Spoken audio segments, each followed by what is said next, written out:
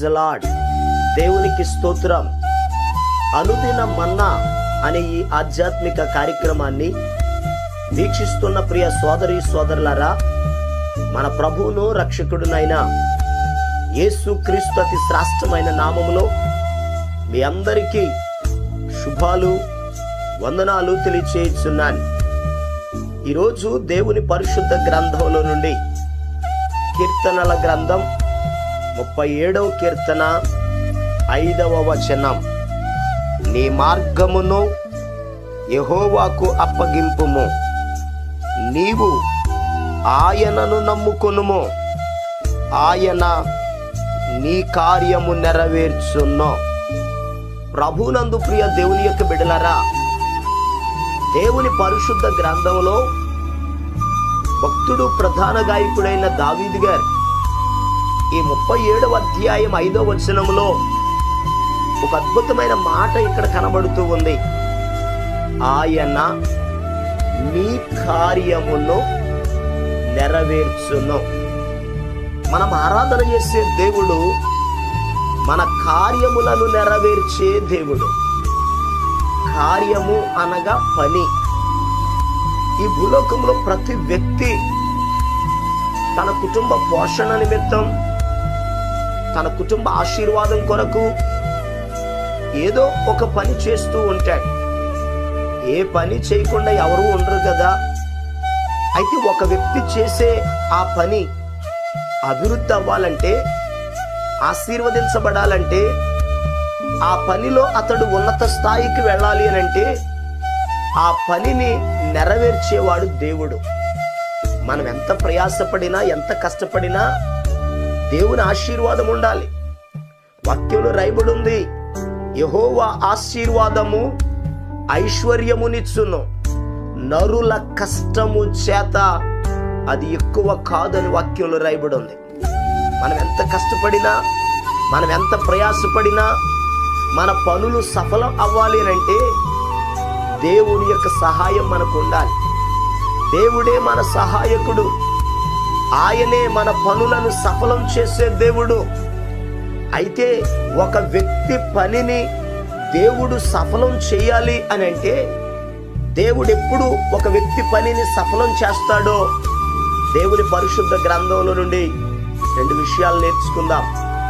పరిశుద్ధ గ్రంథంలో నుండి ద్వితీయోపదేశ కాండం 30వ అధ్యాయం 8వ వచనం 9వ వచనం.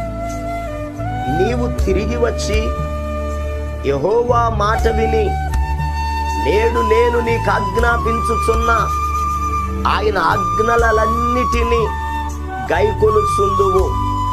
నీ దేవుడైన యెహోవా నీ చేతి పనులన్నిటి విషయములోను, నీ గర్భఫల విషయములోను, నీ భూమి పంట విషయములోను, నీ పశువుల విషయములోను నీకు మేలగునట్లు నిన్ను వర్ధిల్ల చేయును అని వాక్యంలో రాయబడి ఉంది. ప్రియ దేవుని బిడ్డలారా, మనం ఆరాధన చేసే దేవుడు మన చేతి పనులన్నిటి విషయములో మనకు మేలగునట్లు మనలను వర్ధిల్ల చేస్తాడు. అయితే ఆయన మన పనులను నెరవేర్చాలి, వర్ధిల్ల చేయాలి అని అంటే 8వ వచనంలో రాయబడి ఉంది, నీవు నీ దేవుడైన యెహోవా ఆజ్ఞలను గైకొనాలి. నిజమే, మన పనులు సఫలం అవ్వాలి అని అంటే దేవుని మాటను మనం వినాలి, ఆయన ఆజ్ఞలను గైకొనాలి. ఎవరు దేవుని మాటలను వింటారో వారు చేసే పనులను దేవుడు అభివృద్ధి చేస్తాడు, దేవుడు ఆశీర్వదిస్తాడు. పరిశుద్ధ గ్రంథంలో ఆదికాండం 26వ అధ్యాయాన్ని మనం చదివితే అక్కడ ఇస్సాకు అనబడిన ఒక గొప్ప దైవజనుడు ఉన్నాడు. అబ్రహాము గారి కాలములో కాకుండా ఆయన దినాలలో కూడా ఒక గొప్ప కరువు వచ్చింది. ఆ కరువుకి ఆ ప్రాంతాన్ని విడిచి వేరొక ప్రాంతానికి వెళ్ళడానికి బయలుదేరాడు. ఆ రాత్రి దేవుడు ఇస్సాకుతో మాట్లాడాడు, ఇస్సాకు ఈ స్థలములో ఉండు, నేను నీకు తోడై ఉంటాను, నేను ఆశీర్వదిస్తానని ప్రభు చెప్పారు. దేవుని మాట ప్రకారం అదే స్థలములో ఉన్నారు. ఉన్నటువంటి ఆయన ఆ సంవత్సరము అని రాయబడి ఉంటుంది అక్కడ. ఆ సంవత్సరం అనగా ఏ సంవత్సరం? కరువు వచ్చిన సంవత్సరం. ప్రజలు కరువుతో అలమటిస్తున్న సంవత్సరం. ఎన్ని పనులు చేసినా, వ్యవసాయం చేసినా ఫలాభివృద్ధి లేని ఆ సంవత్సరములో ఇస్సాకు దేవుని మాటను విని ఆ సంవత్సరము విత్తనము వేసి 100 ఫలమును పొందెనని వాక్యంలో రాయబడి ఉంది. అతడు క్రమక్రమముగా అభివృద్ధి చెందెనని వాక్యంలో రాయబడి ఉంది. ఈరోజు ఈ మాటలు వింటున్న ప్రియ దేవుని బిడ్డలారా, మన జీవితంలో కూడా దేవుని మాటను వింటే, దేవునికి లోబడితే, ఏ స్థలములైతే కరువు వచ్చిందో, ఏ స్థలమైతే ఇబ్బంది కలిగిందో, ఏ స్థలములైతే మనం చేసిన పని, మనం చేసే వ్యాపారం, మనం చేసే వ్యవసాయం, మనం చేసే చెరువులు, ఏ స్థలములైతే నష్టము కలిగిందో, నష్టము కలిగిన చోట 100 అభివృద్ధిని దేవుడు ఇవ్వబోతున్నాడు.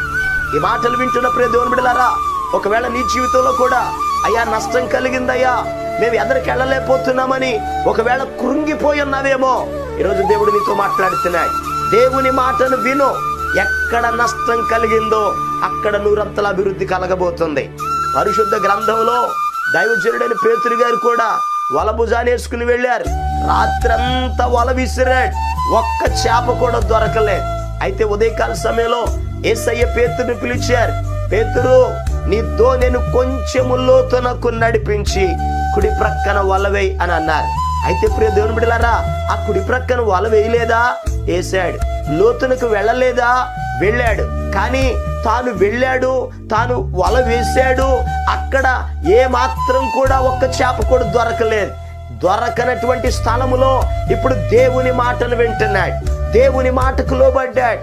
వాక్యంలో రాయబడి ఉంది, సీమోను ఏలినవాడా, రాత్రంతయు మేము ప్రయాసపడితిమి గాని మాకేమీ దొరకలేదు, అయినన్నో నీ మాట చొప్పున వల వేస్తాను అని అన్నాడు.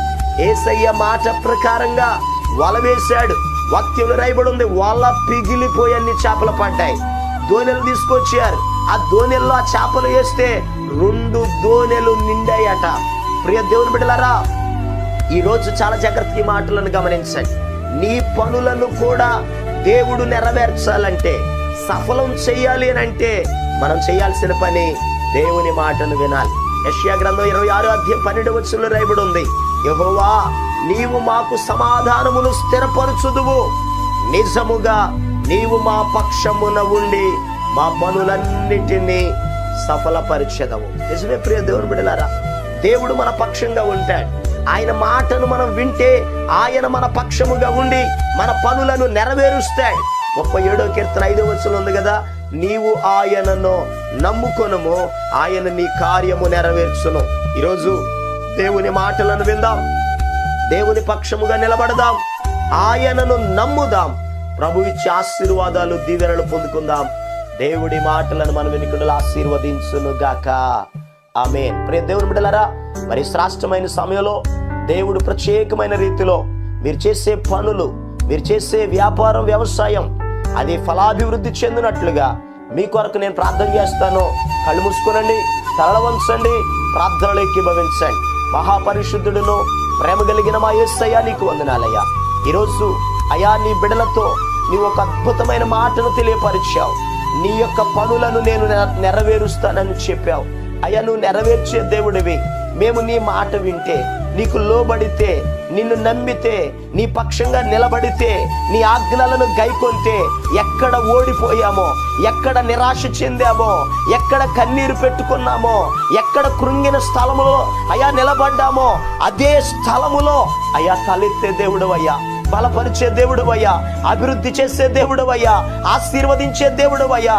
నీ బిడ్డలలో చాలా మంది అయ్యా వారి జీవితంలో వ్యాపార విషయంలో కానీ, వ్యవసాయ విషయంలో కానీ, అయ్యా చెరువుల విషయంలో కానీ, ఉద్యోగ విషయంలో కానీ ఏ స్థలములైతే ఓడిపోయి ఉన్నారో, ఏ స్థలములైతే తలదించుకున్నారో, ఏ స్థలములైతే కృంగిన పరిస్థితులలో ఉన్నారో మరలా తలపైకెత్తమని ప్రార్థిస్తున్నాను. అయ్యా వారు తలెత్తుకునే వారిగా అయ్యా వారిని ఆశీర్వదించండి అయ్యా. కరువు సంవత్సరములో ఇస్సాకుకు 100 ఫలం ఇచ్చినటువంటి రీతిగా అయ్యా నీ బిడ్డల జీవితంలో 100 ఆశీర్వాదములను నీ బిడ్డలకు అనుగ్రహించండి అయ్యా. వారు నష్టపోయినది మరలా సమకూర్చుకొందురుగాక ఆజ్ఞాపిస్తున్నాను. నీ కార్యములను మీరు జరిగించండి. బిడ్డలందరిని ఆశీర్వదించండి. ప్రార్థనలు ఏకీభవిస్తున్న బిడ్డల జీవితాలలో ఆశ్చర్యమైన నీ కార్యాలు జరిగించమని యేసు క్రీస్తు అతి పరిశుద్ధమైన నామం పేరట ప్రార్థన చేసి అడిగి పొందుకొని ఉన్నాము తండ్రి, ఆమేన్. మన ప్రభు అయిన యేసు క్రీస్తు కృప మీకు తోడుగా ఉండి నడిపించును గాక, ఆమేన్. ఈరోజు పుట్టినరోజు మరియు పెళ్లి రోజు జరుపుకుంటున్న వారికి సీసలి మన్నా చర్చి తరపున మా కుటుంబ పక్షముగా మీకు శుభాలు తెలియపరుస్తున్నాం. May God bless you. దేవుడు మీకు తోడుగా ఉండి మిమ్మల్ని ఆశీర్వదించును గాక.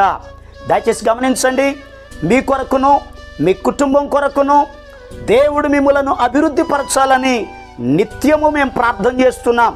ఏమైనా ప్రార్థన అవసరతలు ఉన్న ఎడల ఈ స్క్రీన్ మీద కనబడుతున్న నెంబర్కి ఫోన్ చేసి తెలియపరచండి. ప్రియ దేవుని బిడ్డలారా, అనుదిన మన్నా అనే ఈ వర్తమానాలు మీ స్నేహితులకు మీ బంధువులకు కూడా షేర్ చేయండి. మన్నా చర్చ్ సీసలి అనే ఈ యూట్యూబ్ ఛానల్ను సబ్స్క్రైబ్ చేయండి. అందరికీ వందనాలు. నీ సన్నిధానములో సంపూర్ణ సంతోషం, ఆరాధించుకొనే విలువైన అవకాశం. నీ సన్నిధానములో సంపూర్ణ సంతోషం, ఆరాధించుకొనే విలువైన అవకాశం. కోల్పోయినవన్నీ నాకు ఇచ్చుటకును, బాధల నుండి బ్రతికించుటకును. కోల్పోయినవన్నీ నాకు ఇచ్చుటకును, బాధల నుండి బ్రతికించుటకును. నీవే రాకపోతే నేనేమైపోదును.